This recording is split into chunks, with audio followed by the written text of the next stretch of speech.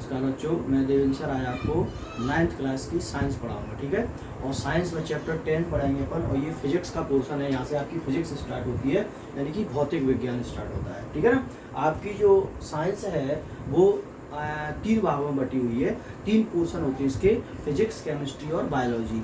यानी कि फिजिक्स को बोलते हैं भौतिक विज्ञान, केमिस्ट्री को बोलते हैं रसायन विज्ञान और बायोलॉजी को बोलते हैं जीव विज्ञान। तो मैं आपको फिजिक्स पोर्शन पढ़ाऊंगा और ये आपका चैप्टर 10 से स्टार्ट होता है। ये चैप्टर का नाम है मोशन, यानी कि गति। यानी कि आप वस्तुएं गतिशील कब कहलाती हैं, गति होती है, कैसे होती है, इसके बारे में अपन अध्ययन करेंगे।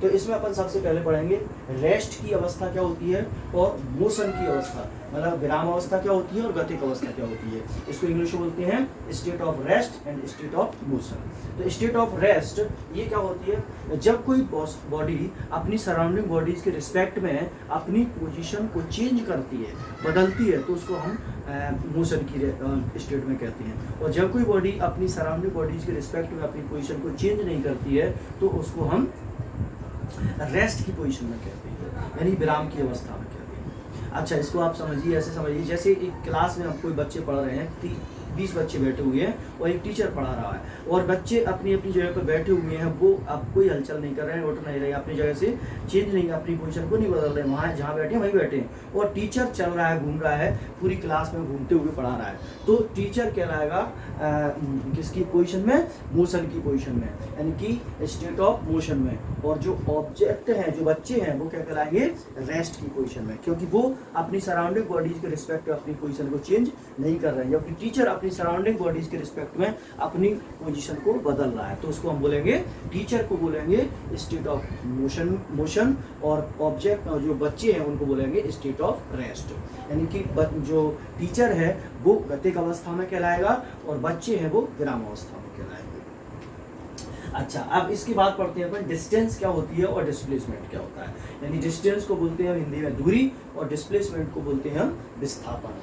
तो ये क्या होती है, देखिए, दूरी का मतलब होता है जब कोई ऑब्जेक्ट जब मोशन में आती है, चलती है, तो वो एक जगह से दूसरी जगह पर पहुंचने में अपनी पोजीशन को बदलती है। तो वो एक जगह से दूसरी जगह पर जब पहुंचती है तो अपनी पोजीशन को चेंज करती है।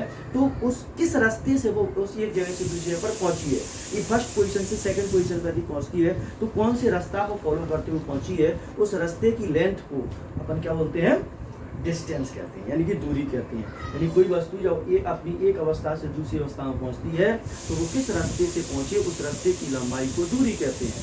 यानी कि डिस्टेंस क्या होती है, ऑब्जेक्ट के द्वारा फर्स्ट पोजीशन से सेकंड पोजीशन में पहुंचने के लिए जो पाथ क्रिएट किया जाता है, जो पाथ फॉलो किया जाता है, उस distance of length of path is called distance. और डिस्प्लेसमेंट क्या होता है, जब ऑब्जेक्ट एक पोजीशन से दूसरी पोजीशन में पहुंचती है तो फर्स्ट पोजीशन और सेकंड पोजीशन के बीच बिटवीन मिनिमम डिस्टेंस जो होती है वो डिस्प्लेसमेंट होता है। कम से कम जो दूरी होती है वो क्या कहलाती है, विस्थापन कहलाती है। इसको हम जब ये चित्र के माध्यम से समझेंगे, जैसे मान लीजिए कोई ऑब्जेक्ट यहाँ थी ए पोजीशन में और उसको बी पोजीशन में यहाँ पर पहुँचना है, तो इसको ए से बी तक पहुँचने में 2 रास्ते वो अपना सकती है। एक तो स्ट्रेट लाइन में सीधी जाके बी तक पहुँच जाए, यानी सीधी रेखा में चलते हुए बी पर पहुँच जाए। दूसरा कोई जिगजैग रास्ता, इस तरह से रास्ता बनाते हुए वो बी पर पहुँचे। तो इसमें विस्थापन क्या होगा, विस्थापन होगा यानी डिस्प्लेसमेंट होगा सीधा ए से बी तक, ए वाला मिनिमम दूरी। और डिस्प्लेसमेंट ये तो हो गया डिस्प्लेसमेंट। और डिस्टेंस क्या होगी, उस ए से बी तक पहुंचने के लिए उसने कौन सा रास्ता अपनाया, ये जो रास्ता अपनाया, ये टेढ़ा मेढ़ा रास्ता, ये डिस्टेंस कहलाएगा। यदि ऑब्जेक्ट, देखिए इसमें 2 कंडीशन है, यदि ऑब्जेक्ट ए से बी तक सीधे पहुंच जाती है तो इस कंडीशन में दूरी भी ए भी होगी, ए से बी होगी, और विस्थापन भी ए भी होगा। लेकिन यदि ये वाला रास्ता अपनाती है तो डिस्प्लेसमेंट तो ए भी होगा, सीधा यहाँ से यहाँ तक मिनिमम डिस्टेंस, लेकिन जो डिस्टेंस होगी वो इस रास्ते की लंबाई होगी। इस रास्ता जो लंबा है, जितनी लेंथ होगी उसको हम डिस्टेंस यानी कि दूरी कहेंगे। ठीक है। अच्छा, इसके बाद इसमें क्या आता है समझने की, कि जो डिस्टेंस होती है वो ऑलवेज डिस्प्लेसमेंट से या तो इक्वल होती है या उससे ग्रेटर होती है, बड़ी होती है, कभी भी कम नहीं होती। यानी कि distance is greater than equal to displacement. यानी कि दूरी जो होती है, हिंदी में कैसे लिखेंगे इसको, दूरी बड़ी होती है या बराबर होती है किसके, विस्थापन। यानी कि जो दूरी का मान होता है वो विस्थापन से या तो ज़्यादा होगा या उसके बराबर होगा, कभी भी कम नहीं होगा। ठीक है, कैसे? देखिए, जैसे ऑब्जेक्ट ने इस रास्ते से गई और यहाँ तक पहुँची तो दूरी कम होगी, विस्थापन कम होगा लेकिन दूरी ज़्यादा होगी। लेकिन यदि इस रास्ते से गई, यहाँ सीधे यहाँ से स्ट्रेट लाइन में चलते हुए यहाँ पहुँची तो जितनी दूरी होगी उतना ही विस्थापन होगा, तो बराबर ही हो जाएंगी। तो दूरी और विस्थापन क्या होती है? दूरी या तो विस्थापन के बराबर होती है या उससे बड़ी होती है, कभी भी छोटी नहीं होती है। यानी distance is always equal to और ग्रेटर देन ऑफ डिस्प्लेसमेंट। फिर क्या चीज़ है इसमें समझने वाली?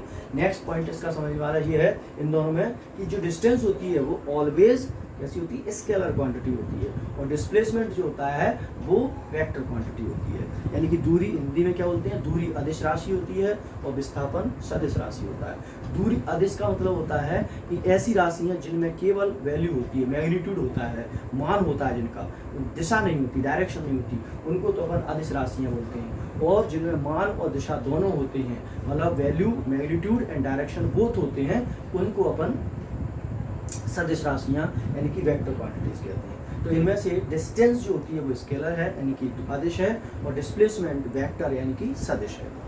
ठीक है, अच्छा, फिर इसके बाद आते हैं इनके यूनिट यानी कि मात्रक। मात्रक दोनों का सेम होता है, डिस्टेंस और डिस्प्लेसमेंट दोनों की यूनिट या मात्रक मीटर होती है या सेंटीमीटर होती है।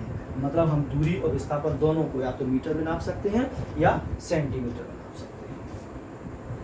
ठीक है, तो ये हमने आज पढ़ा मोशन यानी कि गति के बारे में, कि गति क्या है, किस तरह से ऑब्जेक्ट चलती है, डिस्टेंस क्या होती है, डिस्प्लेसमेंट क्या होता है, ठीक है, और इनमें क्या डिफरेंस होता है। ठीक है, तो आज के वीडियो में इतना ही काफ़ी है, और शेष इसके बारे में हम नेक्स्ट वीडियो में बताएंगे आपको। ओके।